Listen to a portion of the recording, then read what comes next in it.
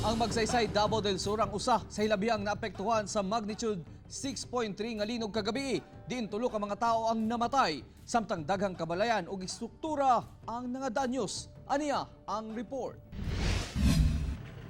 Pinaspasay ang pagbakwit sa mga residente sa barangay Malawanit kaganyang buntag. Humana kasi nati gihapon og mga aftershocks. Muhawa sa may kadali. Kay mahadlok mi. Unya ini ko anak, pwede mi mabalik sa among area. Mahadlok yun sir, oy. Kay ang diya sa among kwan, ubos sa among balay, wa na, grabing kaguba sa kwan. Yuta, nakadahil, muhawa sa amin, mo sa aming barangay, kay mo may among giingon sa among kap. Gani, samtang nagpaigay nag-emergency meeting ang mga opisyal sa lungsod, kalit na pod, mitay og ang lugar. Nag-conduct ang assessment para we can prioritize where to go asay unahon na to kay tungod sa kadaghan nga reported damages. Daghang residente ang nalisang sa kusog nga pagtayo og kagabi. Gani ang ilang silingan nga mag-ina nga sila Arjen Abundo og siyam ka bulan ni ining baby patay. Ingon man usab ang 2 anyos nga bata sa barangay San Isidro. O kami nag-rescue na gabi. Murag kuan bugod sakit sa buot nga liliun ta akong istorya. Kay sakit sa kumuot ba. Kay mga pinanggap bugod ako ng mga bataagod.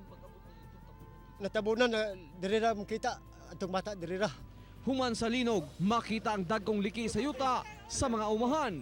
So diri sa Puruksik sa Malawanit, yaani kadagko ang liki sa yuta tungod sa paglinog kagabi. Gani kung mahulog ka yaani na kalalom. Yato kalalom, yaani kadagko ang liki diri sa pipila ka lugar sa Puruksik, Barangay Malawanit. Gawa sa Barangay Malawanit, nadanyos usab ang mga building sa Salud Cagas Technical and Vocational School sa Barangay Bakungan nga naigusab sa linog niadtong bulan sa Hulyo. Halos tanang building na mo, tanang mga ceilings mango nga bar down yung tanan. Ang munisipyo wala usab kaling kawas kay pipila ka parte niini ang nangahugmak. Sa milabayng bulan gitayog usab og linog ang Magsaysay, Davao del Sur din usa sa maapektuhan kinilang munisipyo apan gamay rang danyos. Pero sa kakusog sa linog kagabi, ingon ani na kadako ang damage sa ilang munisipyo nangahugmak ang ubang parte sa ibabaw nga bahin. Sa karon, dili pa pwede kining pasudlan sa ilang mga personahe.